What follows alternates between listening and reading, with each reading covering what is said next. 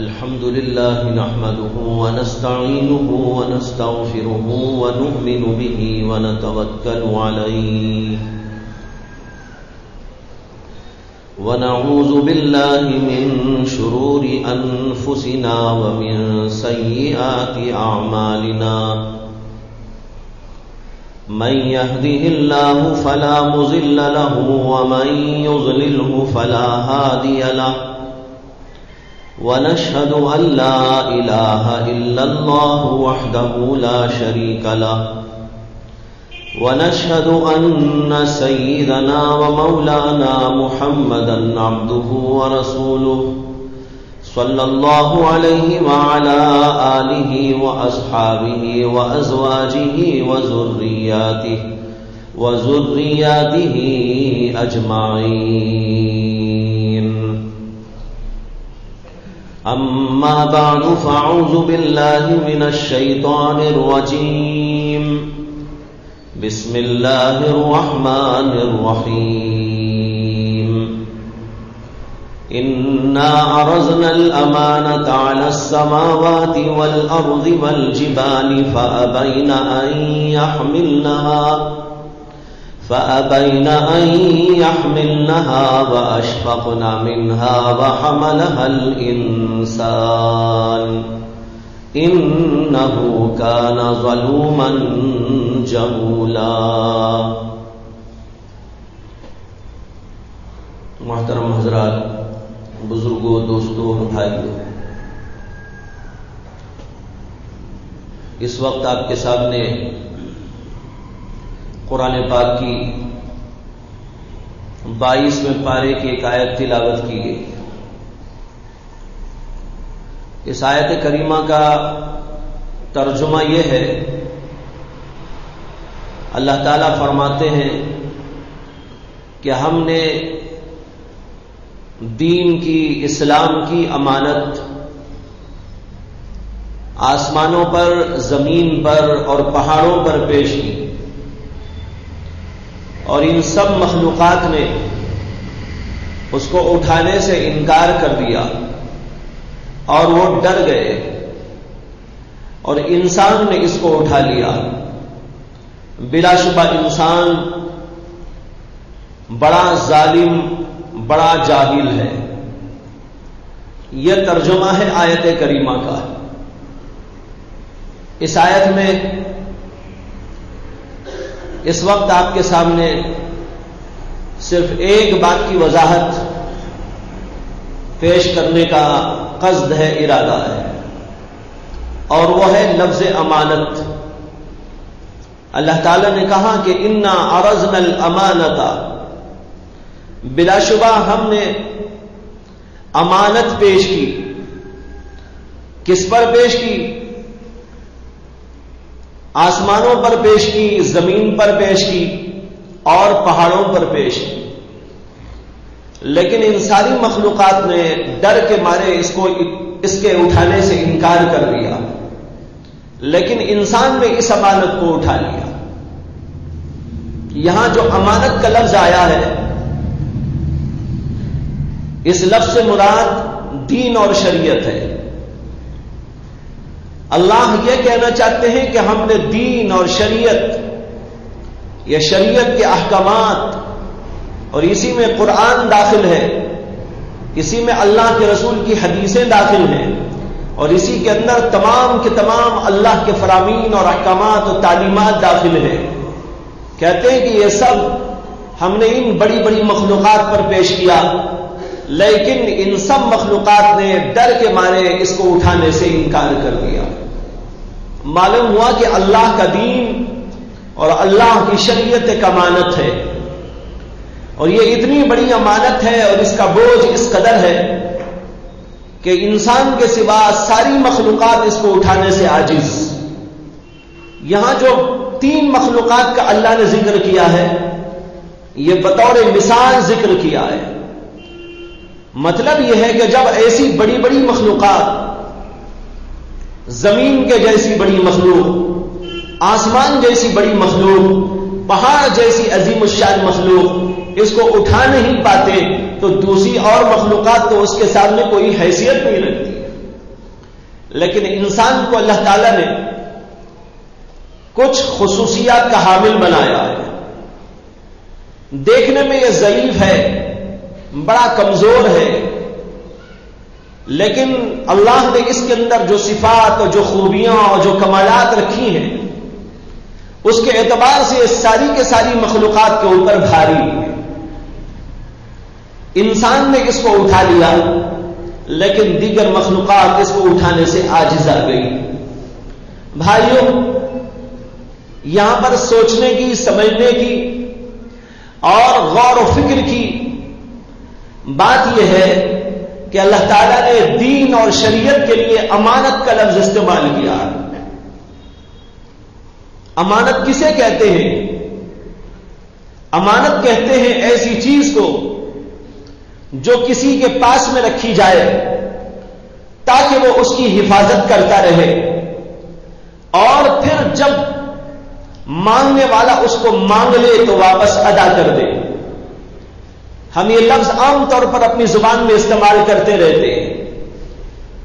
میں نے فلاں کے پاس ایک چیز امانت رکھی ہے. دوسرا آدمی کہتا ہے کہ میں نے اپنا اتنا روپیہ اور پیسہ میرے دوست کے پاس میں امانت رکھا ہے. میری ایک چیز کو، میرے گھر کو، میری اور کسی چیز کو میں نے امانت رکھا ہے. یہ امانت کا لفظ ہماری زبان میں عام طور پر استعمال ہوتا ہے.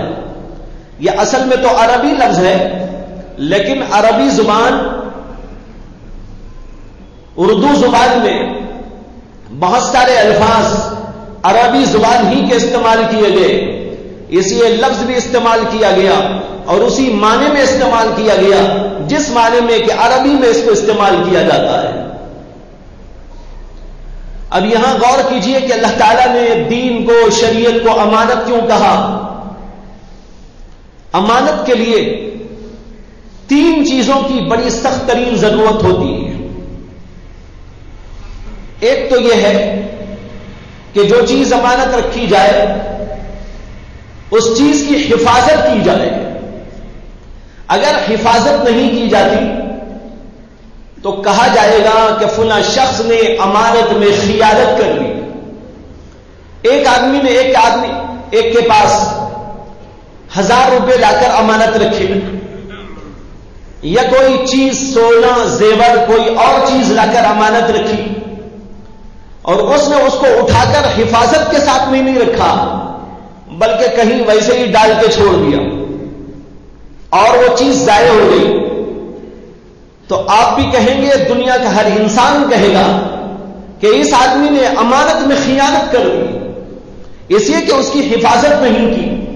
معلوم ہوا کہ سب سے پہلی چیز جو امانت کے لیے ضروری ہے وہ یہ ہے کہ اس چیز کی حفاظت کی جائے جو امانت میں رکھی جاتی ہے. اور دوسری بات یہ ہے کہ جو چیز امانت میں رکھی جاتی ہے اس میں عدل بدل کرنے اور کسی چیز کے داخل کرنے، کسی چیز کے نکالنے کا کوئی اختیار نہیں. جو چیز آپ کو دی گئی بعین ہی اسی چیز کو اسی طرح محفوظ رکھنا ضروری ہے. ایک پیسہ آپ ادھر سے ادھر اس میں نہیں کر سکتے، ایک تنکا نہ بڑھا سکتے ہیں نہ گھٹا سکتے ہیں. اگر کسی نے بڑھا دیا، گھٹا دیا، عدل بدل کر دیا، 1000 روپے رکھے تھے اس کو تو اپنے جیب میں ڈال دیا، دوسرے 1000 روپے لا کے رکھ دیے، کہا جائے گا کہ امانت میں خیانت ہو گئی. اس کی اجازت شریعت میں نہیں ہے. اگرچہ آپ 1000 روپے اس کو واپس دے دیں گے لیکن آپ کو بدلنے کا کوئی اختیار نہیں تھا.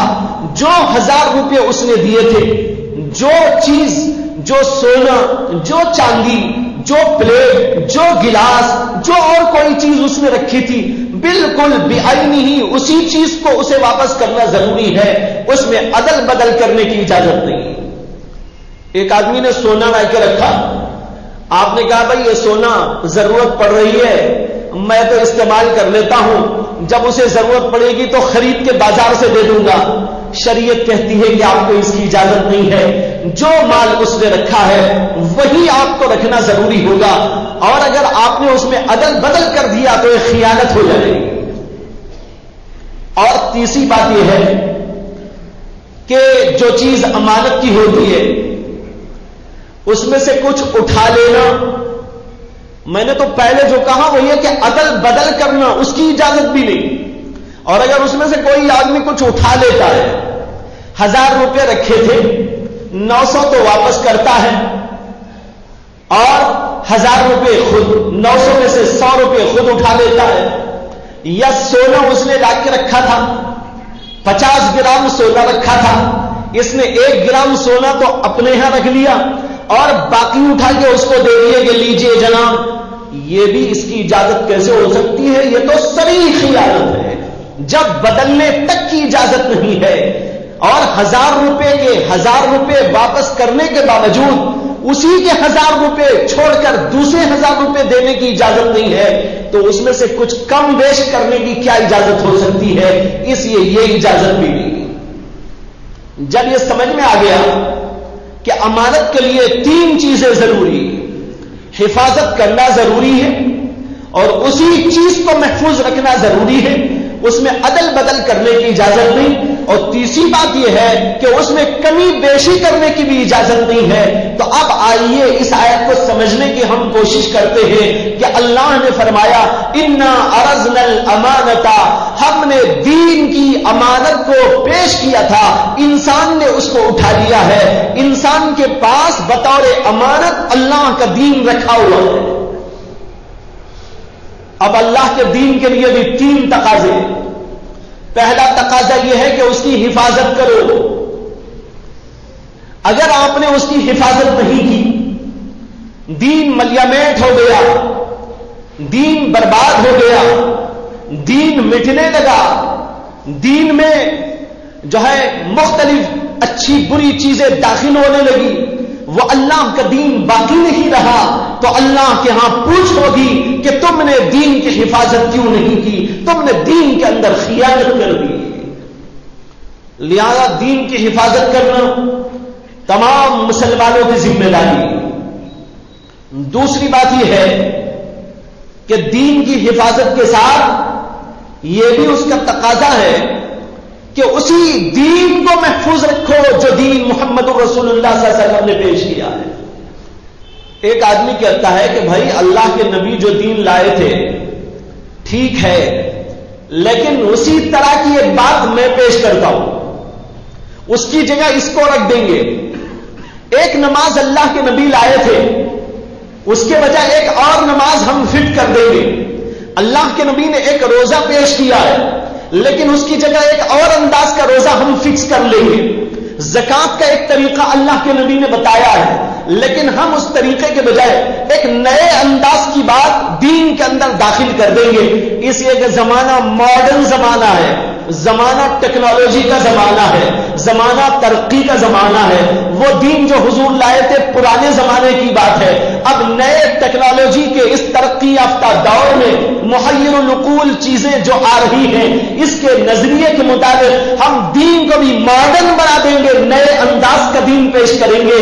اللہ کے اس دین میں یہ تحریف ہو جائے گی، اس کی بھی کسی انسان کو اجازت نہیں ہے۔ جو اللہ کے نبی لائے تھے دین، اسی دین کو محفوظ رکھنا ہوگا۔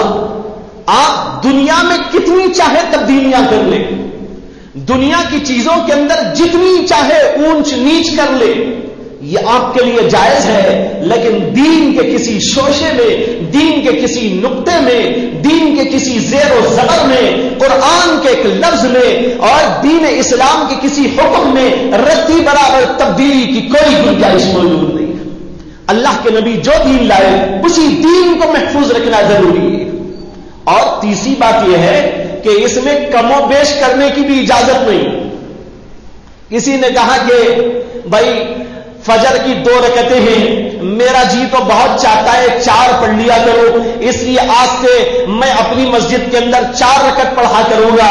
کسی نے کہا کہ جناب دوپہری کا جو وقت ہوتا ہے بڑے کاروبار کا وقت ہوتا ہے اور بہت سارے لوگ گاہک بنے میرے دکان پہ کھڑے رہتے ہیں اور 4 رکعت پڑھنے میں بڑی دیر ہو جاتی ہے، اس لیے فجر میں تو دو کی جگہ 4 پڑھ لیا کریں گے، لیکن ظہر میں 4 کی جگہ 2 پڑھ لیا کریں گے۔ کیا آپ اس کی اجازت دے سکیں گے یا کوئی انسان اس کی اجازت دے گا؟ کسی مسلمان کو اس کی جرأت ہو سکتی ہے؟ بھائیو بزرگوں، اللہ کے دین میں اللہ کے نبی کو بھی اجازت نہیں تھی کہ وہ تبدیلی کر دے۔ قرآن میں آیا ہے، اللہ تعالی نے کہا یا ایھا النبی لم تحرم ما احل اللہ لک، اے نبی صلی اللہ علیہ وسلم آپ اس چیز کو کیوں اور کیسے حرام کر سکتے ہیں جس کو اللہ نے حلال قرار دیا ہے؟ واقعہ آیا ہے احادیث میں، اللہ کے نبی علیہ السلام کا معمول تھا عصر کی نماز کے بعد اپنی تمام بیویوں کے گھر میں تھوڑی تھوڑی دیر کے لیے تشریف لے جایا کرتے تھے، 5 منٹ کے لیے، 7 منٹ کے لیے، جیسا موقع ہوتا تمام بیویوں کی خدمت میں جاتے تھے۔ ایک بار کچھ بیویوں نے یہ محسوس کیا کہ اللہ کے نبی علیہ السلام فلاں بیوی کے گھر میں جاتے ہیں تو وہ حضور کو کچھ کھلاتی ہیں پلاتی ہیں، تو ان کو کچھ جو ہے اچھا نہیں لگا، انہوں نے کچھ پروگرام بنایا، اور جب حضور اقدس صلی اللہ علیہ وسلم بیویوں کے پاس سے گزرتے گزرتے بعض بیویوں کے ہاں پہنچے تو انہوں نے کہا کہ آپ کے منہ سے تو شہد کی بو آ رہی ہے۔ حضور نے کوئی خیال نہیں کیا، خاموش رہے۔ دوسری بیوی کے پاس پہنچے تو پروگرام کے مطابق دوسری بیوی نے بھی کہا یا رسول اللہ آپ کے منہ سے تو شہد کی بو آ رہی ہے۔ حضور نے پھر بھی کوئی خیال نہیں کیا۔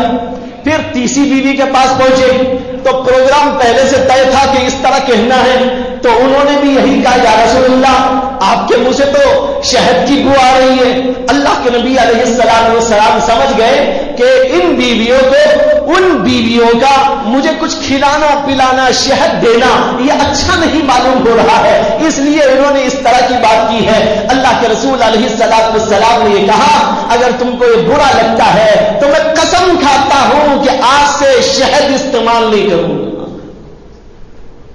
یہ قسم کھائی اللہ کے نبی علیہ السلام نے کہ میرے اوپر آج سے شہد حرام ہے۔ فوراً آیتیں نازل ہو گئی یا ایھا النبی لما تحرم ما احل اللہ لک تبتغی مرضات ازواجک، اپنی بیویوں کو خوش کرنے کے لیے اللہ کی ایک حلال چیز کو آپ کیسے حرام کر سکتے ہیں؟ اس کی آپ کو کوئی اجازت نہیں۔ بھائیو بزرگوں، معلوم ہوا دین میں کوئی تبدیلی نہیں کی جا سکتی، نہ بڑھا سکتے ہیں کوئی بات، نہ گھٹا سکتے ہیں کوئی چیز، نہ حلال کو حرام کر سکتے ہیں، نہ حرام کو حلال کر سکتے ہیں، نہ سنت کو واجب کر سکتے ہیں، نہ واجب کو سنت ٹھہرا سکتے ہیں، نہ فرض کو نفل کے درجے میں لا سکتے ہیں، نہ نفل کو واجب کے درجے میں لے جا سکتے ہیں، نہ واجبات کو فرائض کے درجے میں پہنچا سکتے ہیں۔ جو چیز اللہ کے نبی نے جیسی بیان کر دی اور جس انداز سے بیان کر دی وہ اسی طریقے پر باقی رہے گی۔ اس طرح دین کی حفاظت ہونی ضروری ہے، یہ پوری امت مسلمہ کا فریضہ ہے۔ ایک دفعہ اللہ کے نبی علیہ السلام کی وفات کے بعد جب حضرت سیدنا صدیق اکبر رضی اللہ تعالی عنہ کو خلیفۃ المسلمین اور امیر المسلمین بنایا گیا تو اس زمانے میں ایک بہت بڑا فتنہ پیش آیا۔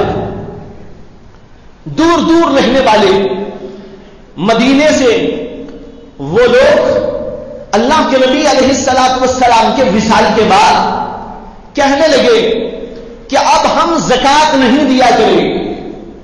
صدیق اکبر کا دور خلافت ہے اور اسی وقت قریب قریب وہ خلیفۃ المسلمین بنے ہیں۔ اللہ کے نبی علیہ السلام دنیا سے پردہ فرما چکے ہیں۔ اس زمانے میں حالت نازک ترین پیش آ رہی ہے، ارتداد کا فتنہ ادھر سے ادھر پھیل رہا ہے۔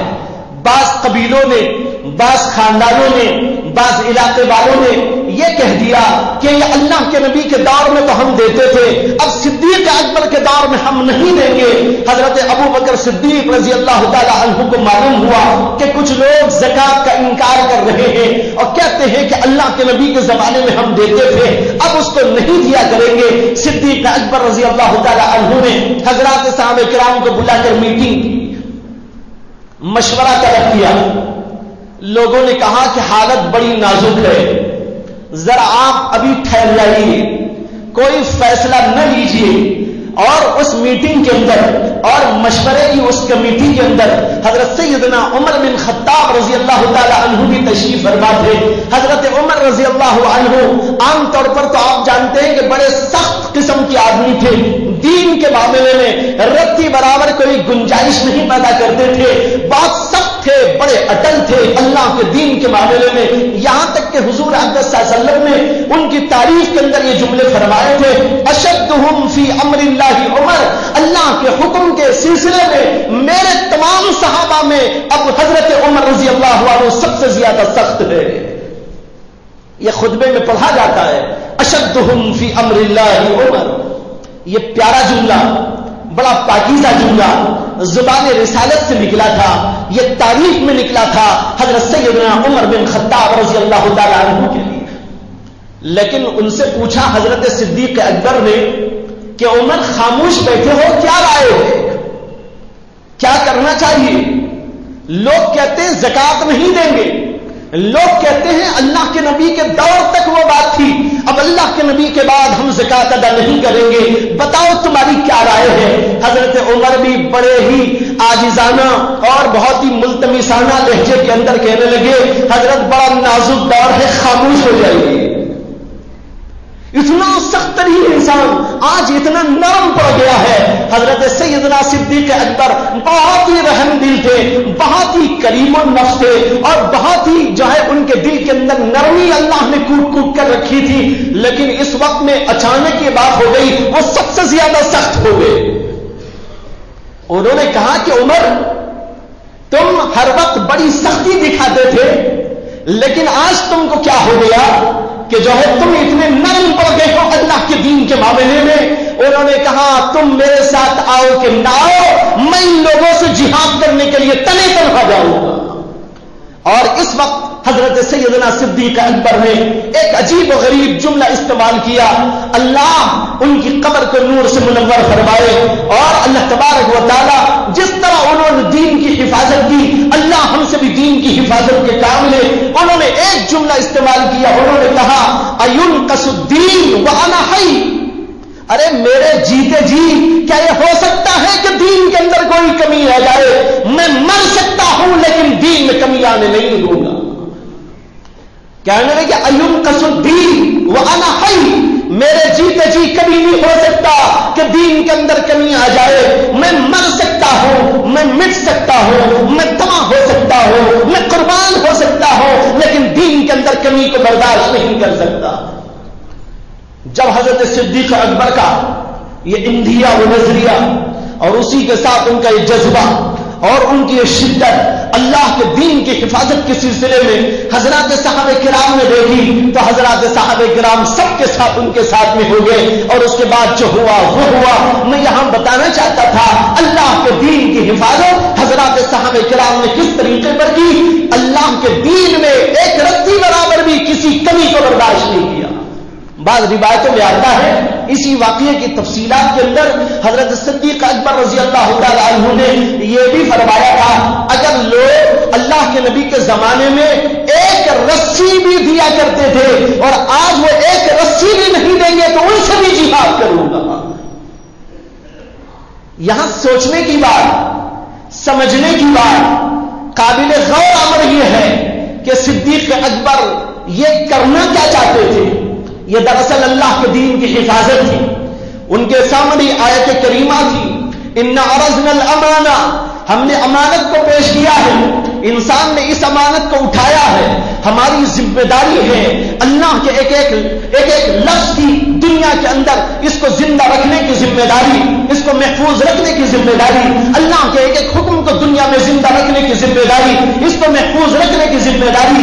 اللہ کا کوئی بھی حکم ہو، اللہ کے نبی نے اس کو پیش کیا ہو، وہ چھوٹا ہو کہ بڑا ہو، اس کے اندر کوئی گنجائش نہیں، وہ اسی طرح محفوظ رہے گا، اس کے اندر کسی کمی بیشی کی کوئی گنجائش نہیں دی جا سکتی۔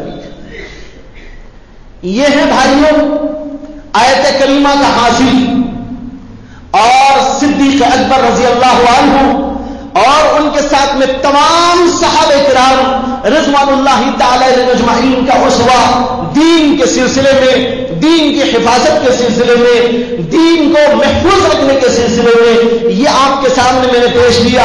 اس وقت یہ عرض کرنا آپ کے سامنے مقصود ہے کہ جیسے حضرات صحابہ کرام نے کر کے دکھایا ہے اور اللہ کے دین کے اندر کوئی کمی آنے نہیں دی، اللہ کے دین کے اندر ایک شوشے کی، ایک نقطے کی، کسی حکم کی رتی برابر کوئی تبدیلی کو انہوں نے جائز نہیں رکھا، بلکہ اس کو محفوظ رکھنے کے لیے اپنی جانوں اور اپنے مالوں اور اپنے اوقات اور اپنی تمام قسم کی چیزوں کی قربانی دی۔ انہوں نے کہا اللہ کا دین محفوظ ہے تو امت محفوظ ہے، اللہ کا دین محفوظ نہیں ہے تو امت محفوظ نہیں ہے۔ اس لیے کہ امت نام کس کا ہے؟ امت نام ہے دین پر چلنے والوں کا۔ اگر دین نہ رہا تو امت کہاں رہے گی؟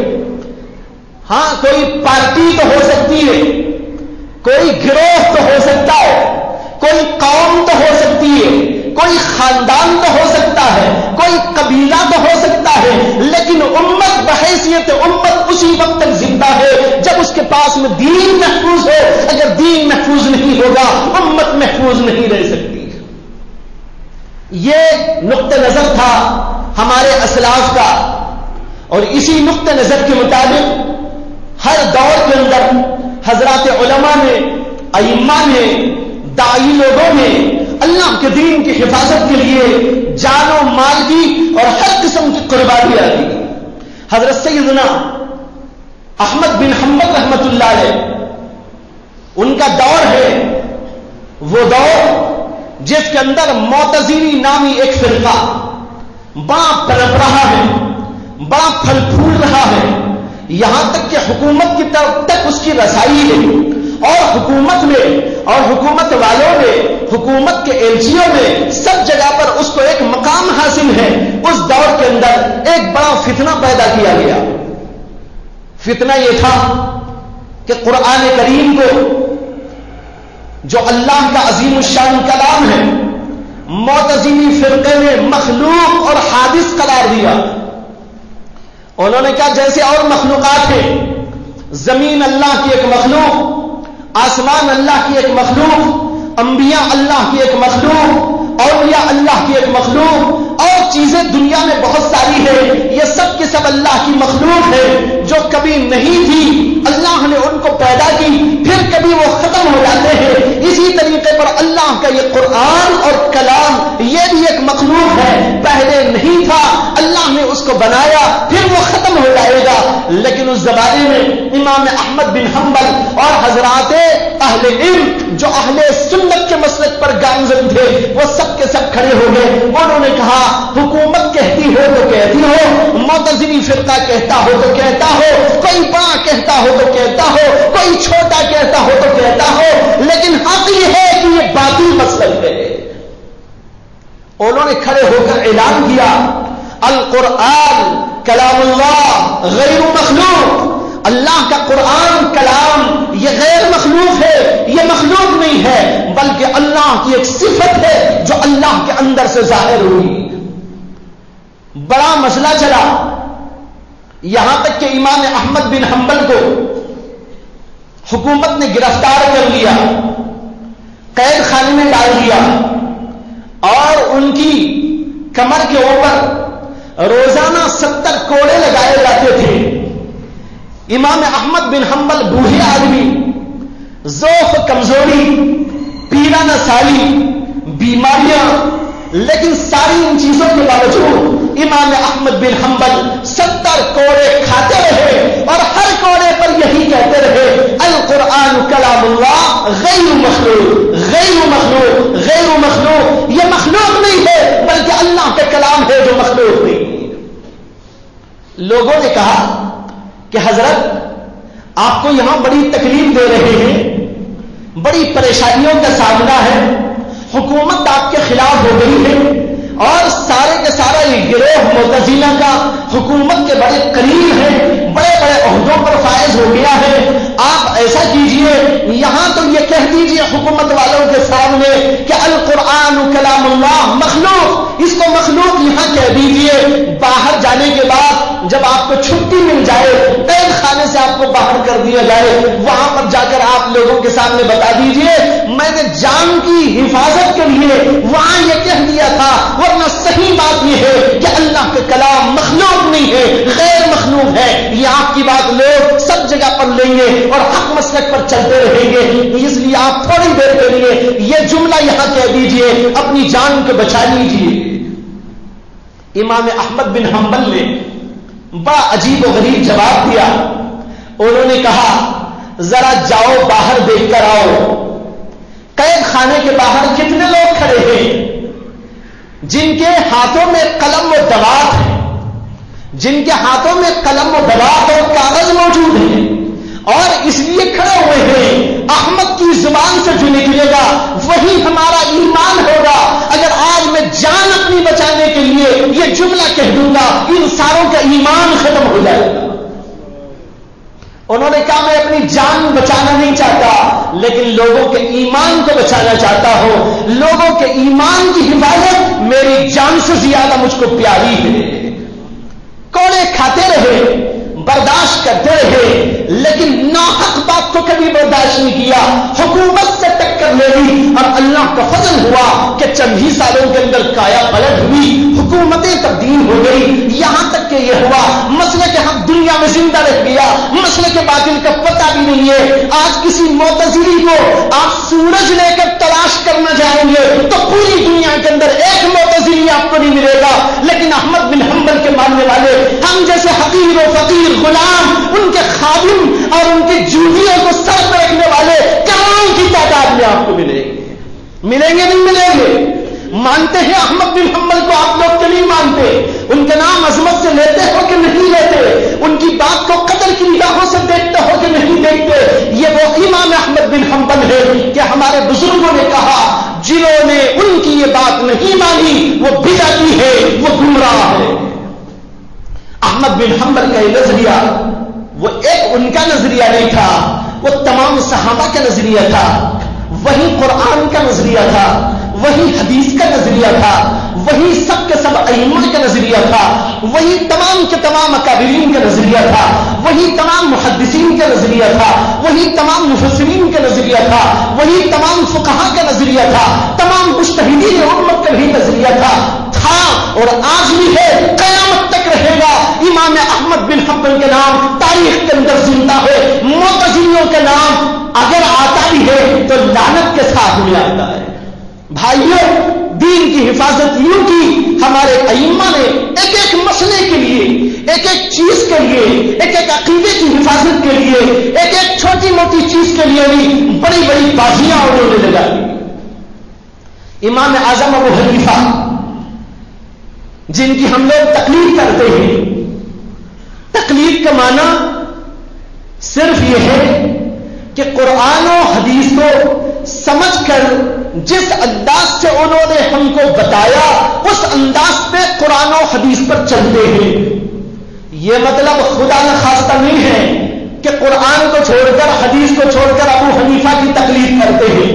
قرآن و حدیث میں جو انہوں نے سمجھا، قرآن و حدیث کا جو فہم اللہ نے ان کو عطا کیا تھا اس فہم و بصیرت کے مطابق ہم عمل کرتے۔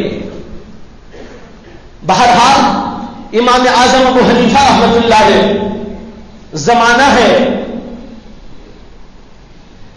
ابو جعفر منصور کا، جو خلیفۃ المسلمین ہیں، امیر المؤمنین ہیں، اور اس زمانے میں ان کی طرف سے بعض چیزوں کے اندر بڑی گڑبڑ ہونے لگی تھی، غلط فتوے دیے جانے لگے تھے۔ بعض مولویوں کو انہوں نے خرید لیا تھا، ان مولویوں کو خرید کر غلط قسم کی باتیں لوگوں کے سامنے لائی جاتی تھی، اور کبھی حکومت کی طرف سے قاضیوں کو آرڈر ہوتا تھا کہ وہ یہ فیصلہ کرے، قاضی صاحب ڈر کے مارے جو اوپر سے آرڈر آتا وہی فیصلہ کر دیا کرتے تھے، جو حق کا فیصلہ تھا وہ نہیں ہوتا تھا، باطل کا فیصلہ ہوا کرتا تھا، حق دب جاتا تھا اور باطل پنپنے لگتا تھا۔ مظلوم کو چھٹی میں، مظلوم کی جو ہے مظلوم کے اوپر ظلم ہوتا تھا ظالم کو چھٹی دے دی جاتی تھی، جیسے کہ آج کل بھی دنیا میں ہو رہا ہے، اسی طرح کچھ باتیں ہونے لگی۔ امام اعظم ابو حنیفہ رحمۃ اللہ علیہ کیسے برداشت کر سکتے تھے؟ انہوں نے حکومت پر تنقید کرنی شروع کر دی۔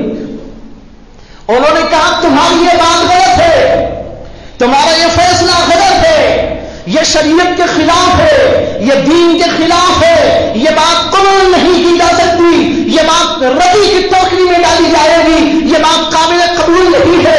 جب یہ امام اعظم ابو حنیفہ رحمۃ اللہ علیہ کی آواز ادھر سے ادھر پھیلنے لگی، یہاں تک کہ عوام سے گزرتے گزرتے حکومت کے ایوانوں میں پہنچی ہے، تو حکومت کے ایوانوں میں زلزلہ برپا ہو گیا۔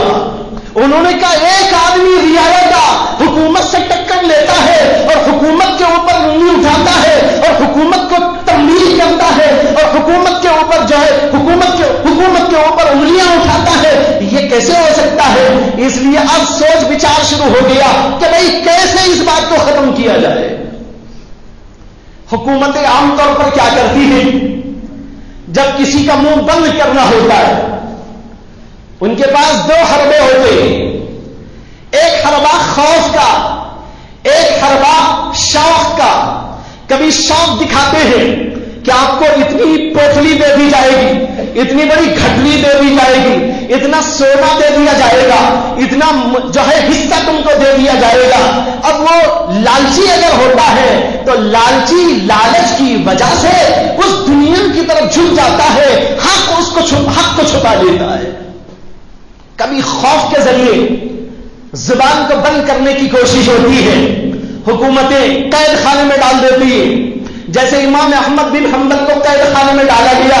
لیکن جو حق والا ہوتا ہے نہ وہ شوق کی پرواہ کرتا ہے نہ خوف کی پرواہ کرتا ہے، وہ شوق کرتا ہے تو جنت کا کرتا ہے، وہ خوف کرتا ہے تو خدا کا کرتا ہے۔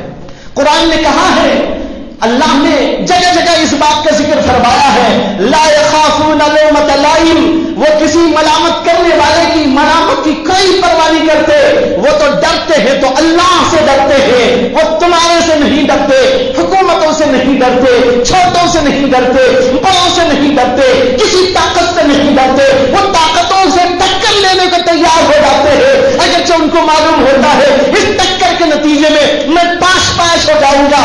وہ سمجھتے ہیں میرا جسم پاش پاش ہوگا، میری جان پاش پاش ہوگی، لیکن میری جان کے پاش پاش ہونے میں ساری دنیا کے مسلمانوں کے ایمان کی حفاظت ہے۔ امام اعظم ابو حنیفہ رحمۃ اللہ علیہ کے سلسلے میں حکومت والوں میں غور و فکر شروع ہو گیا۔ لوگوں نے کہا کہ ان کو بھی پہلے لالچ دے کر دیکھو۔ لوگ آئے حکومت کی طرف سے، کہنے لگے کہ حضور بادشاہ نے ہم کو بھیجا ہے، میں فلاں بڑا آفیسر ہوں، میں فلاں جو ہے گورنر ہوں، میں فلاں جو ہے بادشاہ کا وزیر ہوں، ہم لوگ آپ کی خدمت میں آئے ہیں۔ امام اعظم نے کہا کہ بھائی کیسے آئے میرے پاس؟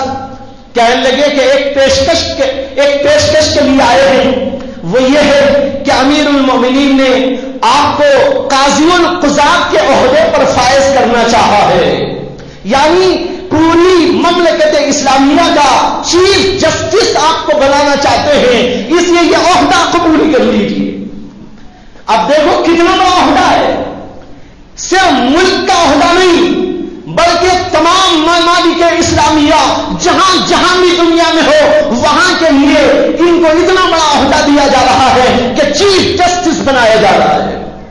امام اعظم کے سامنے پیشکش ہوتی ہے، امام اعظم کہتے ہیں مجھے یہ بات منظور نہیں ہے، میں تو یہ نہیں لے سکتا، میرے اندر میں اتنی اہلیت نہیں پاتا، میرے اندر اتنی استعداد نہیں پاتا، میرے اندر ایسی قابلیت نہیں ہے کہ میں بس اتنا بڑا عہدہ پالوں، اس لیے مجھے یہ منظور نہیں۔ انہوں نے بہت سمجھایا کہ امیر المومنین نے خصوصی توجہ آپ پر دی ہے اور آپ کے لیے عہدہ منتخب کیا ہے، براہ کرم آپ قبول کر لیجئے، ایسا ایسا ویسا سب کچھ ان کو سمجھایا، لیکن انہوں نے ہر بات کا ہی جواب دیا کہ میں اس کو قبول نہیں کر سکتا، میرے اندر اس کی اہلیت و صلاحیت نہیں۔ بادشاہ کو رپورٹ پہنچی کہ انہوں نے انکار کر دیا ہے۔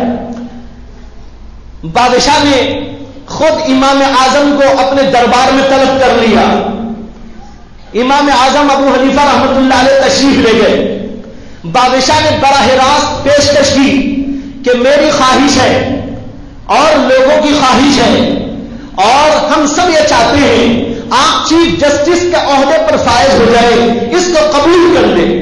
امام اعظم ابو حنیفہ کہنے لگے نہیں میں اس کو قبول نہیں کر سکتا. بادشاہ نے پوچھا کیوں قبول نہیں کر سکتے, کیا پریشانی ہے؟ کہنے لگے میں اس کا اہل نہیں ہوں. اصل میں امام صاحب سمجھ رہے تھے اس کے پیچھے کیا چیز کار فرما ہے. ان کو معلوم تھا یہ ایک دراصل میری زبان پر تالا لگانے کے لیے, میری زبان کو بند کرنے کے لیے, حق سے میری زبان کو گونگا کرنے کے لیے ایک ترکیب ہے, ایک حربہ ہے, اور یہ چاہتے ہیں کہ کسی طرح حق نمایاں نہ ہو, میری زبان بند ہو جائے, اس لیے مجھے اس چیف جسٹس کا عہدہ پیش کیا جا رہا ہے. امام صاحب نے کہا میں اس کے قابل نہیں. کہا کیا پریشانی ہے؟ امام صاحب نے کہا میرے اندر اس کی اہلیت اور صلاحیت نہیں ہے. بادشاہ نے کہا نہیں آپ تو دنیا کے اتنے بڑے امام ہیں, آپ کے اندر تو بڑی صلاحیتیں ہیں, آپ کا علم دنیا میں مانا ہوا علم ہے, آپ کا تقوی ایسا, آپ کی طہارت ایسی, آپ کی عقل و بصیرت ایسی, آپ کے فیصلوں میں ایسی جان ہوتی ہے, ہم سب اس کو جانتے ہیں, ساری دنیا جانتی ہے, اور آپ کہتے ہیں کہ اس کی اہلیت و صلاحیت نہیں ہے, آپ جھوٹ بول رہے ہیں. یہ کس نے کہا؟ بادشاہ نے کہا. امام صاحب رحمت اللہ علیہ نے فرمایا کہ جی اب دو حال سے خالی نہیں, یا تو میں سچا ہوں یا جھوٹا. سچا ہوں تو میری بات قبول کر لو کہ میرے اندر صلاحیت نہیں ہے, اور اگر میری بات جھوٹی ہے جیسے آپ کہہ رہے ہیں کہ میں جھوٹ بول رہا ہوں, تو جھوٹے کو اتنے بڑے عہدے پر فائز کرنا یہ بھی غلط ہے, اس لیے جھوٹے کو یہ عہدہ نہیں دیا جا سکتا. اس لیے میں سچا تو میری بات مانو, آپ اگر سچ کہتے ہیں تو یہ قبول کر لو کہ میں اس کا اہل نہیں ہوں. بادشاہ فیل ہو گیا اور اس کی بات چل نہیں پائی. امام صاحب کی اس منطق نے اس کی زبان پر ایسا بڑا تالا لگا دیا کہ بس کھل ہی نہیں پائی. امام صاحب واپس تشریف لے آئے. اب انہوں نے سوچا کہ ان کی زبان کو بند کرنے کے لیے ہم نے یہ پیشکش کی تھی, لیکن اس کو انہوں نے ٹھکرا دیا, اتنے بڑے عہدے کو ٹھکرا دیا. اب ذرا ایسا کریں گے کہ ان کو خوف زدہ کریں گے, مار دھاڑ ہو, قید خانے میں ڈالا جائے, ان کے ساتھ ظلم زبردستی کی جائے, یہاں تک کہ یہ توبہ کر لیں کہ حکومت کے خلاف آواز نہیں اٹھائیں گے, ہم جو چاہے کرتے رہیں گے, یہ شریعت کے نام سے, دین کے نام سے کوئی بات ہم لوگوں تک نہ پہنچائے, اور عوام کے سامنے بھی ان کی زبان بند رہے, ہم جو کریں ہمارے لیے چھٹی ہی چھٹی ہو. یہ پروگرام تیار کیا گیا اور امام صاحب کے خلاف وارنٹ جاری کیا گیا اور ان کو قید خانے میں جا کے ڈالا گیا, اور روزانہ کوڑے برسائے جاتے رہے. امام صاحب اس کو برداشت کرتے رہے. انہوں نے کہا کہ جو حق ہے وہ حق ہے, میری زبان پر کبھی ناحق نہیں آ سکتا, جو غلط ہے اس کو غلط کہتا رہوں گا, جو باطل ہے اس کو باطل کہتا رہوں گا, جو صحیح ہے اس کو صحیح کہتا رہوں گا, جو غلط ہے اس کو غلط کہتا رہوں گا. ایسا نہیں ہو سکتا کہ ابو حنیفہ کی زبان پر غلط کو وہ صحیح کہہ دے اور جو ہے صحیح کو وہ غلط کہہ دے. ایسا ابو حنیفہ سے ہو نہیں سکتا. کوڑے مارنا چاہو تو مار لو, میری جان لینا چاہو تو لے لو, لیکن میرا ایمان تم نہیں لے سکتے. امام صاحب نے کہہ دیا, ظلم زبردستی چلتی رہی, روزانہ کوڑے برسائے جاتے رہے, بڑے مسائل بڑی پریشانیوں میں گرفتار کیا جاتا رہا, یہاں تک کہ آخر میں یہ ہوا کہ ایک دن امام صاحب بیٹھے ہیں, لوگ آئے, کہنے لگے کہ یہ پی لیجیے. پیالے میں کچھ تھا, پانی تھا یا دودھ تھا یا کوئی اور چیز تھی. امام صاحب سمجھ گئے کہ اس میں دراصل زہر ڈال کے مجھے مارا جا رہا ہے, لیکن خود کا پینا یہ خودکشی کے مترادف ہے. اس لیے امام صاحب نے کہا مجھے تو ضرورت نہیں ہے پینے کی, میں تو نہیں پیوں گا. انہوں نے پکڑ کر امام صاحب کو پلایا اور لٹا کر ان کے حلق میں اس کو اتارا, یہاں تک کہ اسی پر ان کی وفات ہو گئی. اس لیے امام اعظم اللہ کے ہاں شہیدوں میں شامل ہیں. بھائیوں, یہ ہے وہ اکابری, یہ ہے ہمارے اسلاف جنہوں نے دین کی حفاظت کے لیے نہ جان کی پرواہ کی, نہ اپنی آن کی پرواہ کی, نہ اپنی شان کی پرواہ کی, نہ اپنے بیوی بچوں کی پرواہ کی, نہ اپنے گھر بار کی پرواہ کی, کسی چیز کی پرواہ نہیں کی. انہوں نے اللہ کے دین کی حفاظت کے لیے یوں اللہ کے دین کو اجاگر کیا, نہ حکومتوں کو دیکھا چھوٹے کو دیکھا، جو بھی سامنے آیا اس کے سامنے حق کو پیش کیا ہے۔ یہ ہے اللہ کے دین کی حفاظت والا مسئلہ۔ لیکن بھائیوں، بڑے افسوس کے ساتھ اور بہت ہی دکھ کے ساتھ آج ہمیں کہنا پڑتا ہے، ہم خود لوگوں نے اپنے اپنے طور پر دین کے بہت سارے حصوں پر بڑا ظلم کیا ہے۔ کسی نے کسی چیز کو نکال لیا، کسی نے کسی چیز کو دین میں داخل کر دیا، خرافات دین میں داخل ہو گئی، کچھ چیزوں کو دین سے نکال دیا گیا اور سمجھ لیا گیا یہ دین ہے، یہ ایسے ہی دین ہو گیا۔ جیسے کہ آپ نے سنا ہوگا کہ ایک جگہ پر ایک ہاتھی آیا تھا، وہاں کچھ اندھے لوگ رہتے تھے، اندھے لوگوں کو بڑا شوق ہوا ہاتھی دیکھنے کا، لیکن اندھے دیکھیں کیسے؟ جن کو نظر نہیں آتا، جن کے پاس دیکھنے کو آنکھیں نہیں، وہ ہاتھی کو دیکھیں تو کیسے دیکھیں؟ لیکن شوق بڑا آیا کہ بھئی ہاتھی کے بارے میں بہت سنتے ہیں، بڑا عجیب و غریب قسم کا جانور ہے، اللہ نے اسے عجیب و غریب دل ڈول عطا کیا ہے، دیکھنا تو چاہیے کہ ہے کیسا۔ بہت سے اچھوں کے ساتھ یہ نابینا اور اندھے لوگ بھی ہاتھی کو دیکھنے پہنچ گئے، لیکن دیکھنے کے لیے آنکھیں تو تھی۔ اب وہ دیکھتے کیسا؟ انہوں نے ہاتھی کے اوپر ہاتھ رکھ کے دیکھا کہ بھئی ہاتھی کیسا ہوتا ہے۔ اب کسی کا ہاتھ ہاتھی کی ٹانگ پہ پڑ گیا تو اس نے ٹانگ کو ایسے ایسے کر کے جو دیکھا تو اسے ایسا معلوم ہوا ہاتھی ستون کی طرح ہوتا ہے۔ دوسرا آدمی نے اس کی پیٹھ کے اوپر ہاتھ ڈال دیا اور اس طرح پیٹھ کو جو ہے گھس گھس کے جو دیکھا اور پیٹھ کے اوپر ہاتھ پھیر پھیر کے جو دیکھا تو اس کی سمجھ میں آیا کہ ہاتھی ایسا ہوتا ہے جیسے دیوار ہوتی ہے۔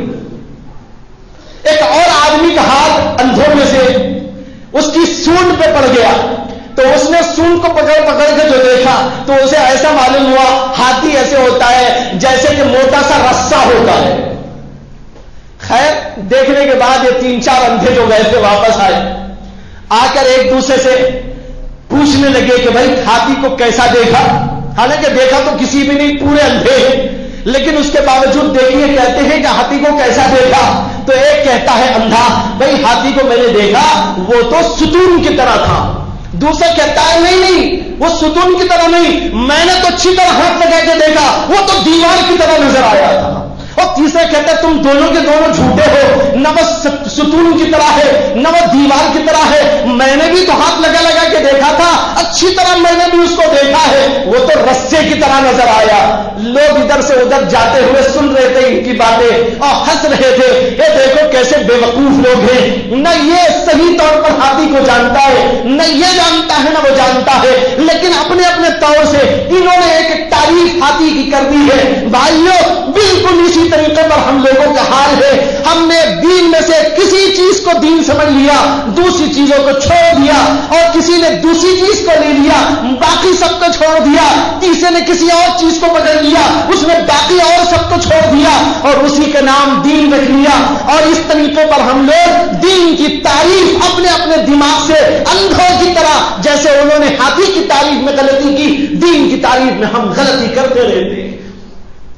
اس لیے ضرورت اس بات کی ہے کہ ہم دین کو کما حق ہو سمجھے، دین کو کما حق ہو جانے، اور جاننے کے بعد دین کو اپنی زندگیوں میں اجاگر کریں۔ ہماری معاشرت دیندار کی معاشرت ہو، ہمارے اخلاق دینداروں کے اخلاق ہو، ہمارے عقائد پختہ اسلامی عقائد ہو، دین کے اوپر مضبوط طریقے پر جمے ہوئے ہو، اور ہم بار بار لوگوں کو سناتے ہیں اَيُنْقَصُ الدِّينُ وَأَنَا حَيٌّ۔ ابو بکر صدیق نے کہا تھا میرے جیتے جی دین میں نقصان نہیں آ سکتا، میرے جیتے جی دین کے اندر کمی نہیں آ سکتی، اس طرح میں مر سکتا ہوں، دین میں کمی کو برداشت نہیں کروں گا۔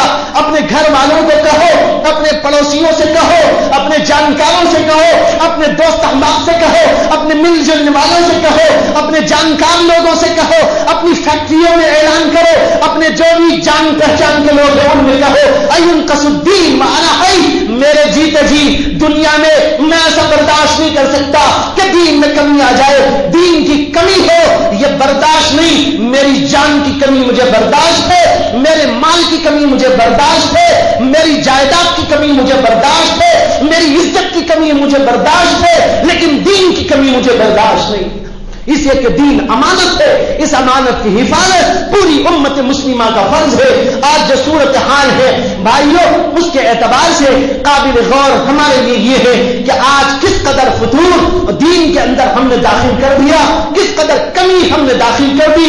ابو بکر صدیق آج ہوتے تو ہمارے خلاف کیا وہ جہاد نہ کرتے؟ جب انہوں نے صرف ایک بات کے لیے یہ کہہ دیا اَيُنْقَصُ الدِّينُ وَأَنَا حَيٌّ، آج وہ زندہ ہوتے ہم کس قدر دین کی باتوں کو پامال کر رہے ہیں، غلط چیزوں کو دین میں داخل کر رہے ہیں، من مانی کرتے چلے جا رہے ہیں۔ شادی بیاہ کا حال کیا ہے، عقائد کا حال کیا ہے، معاملات کا حال کیا ہے، معاشرت کا حال کیا ہے، میاں بیوی کے جھگڑوں کو دیکھو اس کا حال کیا ہے، کس قدر تباہی مچائی جا رہی ہے، پورے دین کو کھلواڑ بنا دیا گیا ہے، من مانی چلائی جا رہی ہے، نام دین کا ہے، من مانی ہو رہی ہے۔ اگر صدیق اکبر آج ہوتے تو آپ ذرا سوچئے کہ ہمارے بارے میں کیا فیصلہ کرتے۔ یہ صورتحال میں نے آپ کے سامنے رکھی، ذمہ داری بھی آپ کو میں نے بتائی کہ پوری امت مسلمہ کی ذمہ داری ہے۔ اسی ذمہ داری کے سلسلے میں آپ کو ایک خوشخبری سنانا چاہتا ہوں آخر میں، وہ یہ کہ آج سے برابر ایک ماہ کے بعد، آج 18 تاریخ ہے، 18 تاریخ ہے، آج سے بالکل ایک ماہ کے بعد 18 تاریخ کو آپ کے بنگلور شہر میں پورے کرناٹک کے لیول پر ایک عظیم الشان اجلاس ہونے جا رہا ہے، جس کا عنوان اب جو تقریر آپ کے سامنے ہوئی، جو عنوان اس وقت پیش کیا گیا، اسی عنوان کے لیے، اسی عنوان کو زندہ کرنے کے لیے ایک اجلاس مقرر کیا گیا ہے جس کا نام ہے اجلاس تحفظ شریعت۔ آج تحفظ شریعت کی ضرورت ہے، جو حفاظت ہو دین کی، شریعت کی، تاکہ اس امانت کو جو اللہ نے ہمارے ذمہ رکھا ہے وہ ہم زندہ رکھیں، باقی رکھیں، اپنے عمل کے اعتبار سے، کردار کے اعتبار سے، معاشرت کے اعتبار سے، معاملات کے اعتبار سے، تمام چیزوں کے اعتبار سے ہم شریعت کو زندہ رکھیں۔ اس کے لیے تمام بڑے بڑے اکابرین ہندوستان کے انشاءاللہ بنگلور تشریف لانے والے 18 تاریخ کو عصر سے لے کر عشاء تک عوام کے لیے قدس صاحب عیدگاہ میں عظیم الشان اجلاس طے کیا گیا ہے۔ ایک ماہ پہلے اس لیے بتایا کہ آپ اس کی ہلچل کریں، لوگوں میں اس کی دعوت پھیلائے، لوگوں کو اس کی دعوت دے، ان کے ذہن کو ابھی سے بنائے، لوگوں کو اس کے لیے آمادہ کرے۔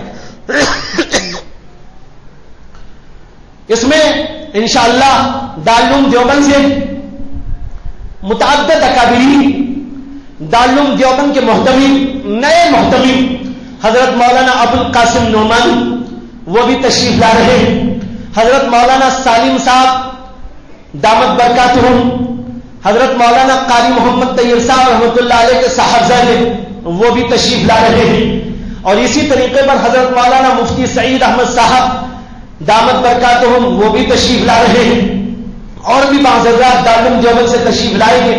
ندوے سے بھی حضرت مولانا رابع صاحب ندوی وہاں کے سرپرست اعلیٰ وہ بھی تشریف لا رہے ہیں، اور وہیں سے حضرت مولانا سلمان ندوی دامت برکاتہم وہ بھی تشریف لا رہے ہیں۔ اسی طریقے پر سہارنپور سے متعدد اکابرین وہ ان کو بھی دعوت دی گئی ہے، حضرت مولانا طلحہ صاحبزادہ حضرت شیخ الحدیث مولانا زکریا کالنوی رحمۃ اللہ علیہ ان کے بھی آنے کی توقع ہے۔ اسی طرح حضرت مولانا سلمان صاحب دامت برکاتہم حضرت شیخ الحدیث کے جو داماد ہیں وہاں کے مدرسے کے محتمم ان کے بھی تشریف لانے کی امید ہے۔ ان سارے بڑے بڑے اکابرین کو ہم لوگوں نے دعوت دی ہے، یہاں کے علماء نے اور ان سب حضرات نے اس کو قبول کیا ہے اور اس کی ضرورت بھی بتائی ہے کہ ہاں اس طرح کی بات ہونی چاہیے۔ اور یہ بھی آپ کے علم میں لے آؤں کہ اس کام کو چونکہ مکمل طور پر کرنا ہے، حضرات علماء کو اس سلسلے میں چوکنا کرنا ہے کہ امت اسلامیہ میں جو اس وقت عقائد کا فتور، اعمال کا فتور اور نقائص پیدا ہو گئے، اسی طرح معاشرت میں اور معاملات میں اور دیگر چیزوں کے اندر جو کمی پائی جا رہی ہے، یہ ساری کمیوں کو دور کرنے کے سلسلے میں کام کرنے والے علماء تیار ہو، اس کے لیے 2 روزہ اس سے پہلے یعنی 17 تاریخ اور اس سے پہلے 16 تاریخ ان دونوں سے یہ پروگرام شروع ہونے والا ہے اور یہ صرف علماء کے لیے ہے اور یہ پروگرام انشاءاللہ ہمارے مدرسے مسیح علوم کے اندر ہوگا. اس میں تمام جو ہے کرناٹک کے علماء فضلاء تشریف لائیں گے اور ان اکابرین سے وہ استفادہ کریں گے اور ملت اسلامیہ میں کس طرح کام کرنا چاہیے. باطل فرقے اور مختلف قسم کے فتنے جو مختلف روپوں سے ظاہر ہوتے جا رہے ہیں جس سے امت کے اندر بڑا فتنہ پیدا ہو گیا ہے, اس کو کیسے شروع کیا جائے اور مختلف اغلاط و کمیوں کو کس طریقے پر دور کیا جائے. حضرات علماء کو تربیت دینے کے لیے 2 روزہ سیمینار ہمارے مدرسے میں ہوگا اور اس کا افتتاحی اجلاس مدرسے عربیہ دارالعلوم شاہ ولی اللہ میں 16 تاریخ جمعہ کے دن مغرب سے لے کر عشاء تک ہوگا. اس میں بھی آپ حضرات شامل ہو سکتے ہیں, وہ بھی عوام کے لیے رکھا گیا ہے. تو 16 تاریخ کو دارالعلوم شاہ ولی اللہ میں افتتاحی اجلاس اور پھر اس کے بعد 17 تاریخ اور 18 کی دوپہر تک ہمارے مدرسے میں حضرات علماء کرام کا جوڑ جس میں انشاءاللہ 1000 علماء کے قریب تشریف لائیں گے اور پھر اخیر میں 18 تاریخ اتوار کا دن ہے اور دسمبر کی بول رہا ہوں, دسمبر کی 18 تاریخ کو جو ہے یہ قدوس صاحب عیدگاہ کے اندر عظیم الشان اجلاس ہونے والا ہے. آپ حضرات سے گزارش ہے کہ اس سلسلے میں آپ دوسروں کو بھی پیغام پہنچائے اور اس سلسلے کی باتیں جو ابھی آپ کے سامنے عرض کی گئی, ذمہ داریاں بتائی گئی, اس کو بھی اپنے اپنے دوستوں میں اپنے اپنے حلقوں میں پھیلانے کی کوشش کریں اور اس وقت میں آپ جو ہے اس میں شامل ہو. اللہ ہم کو بھی آپ کو بھی دین کے لیے زندہ رکھے, دین کے لیے ہی اللہ تعالی ہمیں موت بھی عطا کرے. جب تک جیتے رہے دین کے لیے جیتے رہے اور دین ہی کے لیے ہماری موت بھی باقی ہو. اللہ ہم کو آپ کو سب کو دین کی خدمت کے لیے قبول کرے. وآخر دعوانا ان الحمد للہ رب العالمین.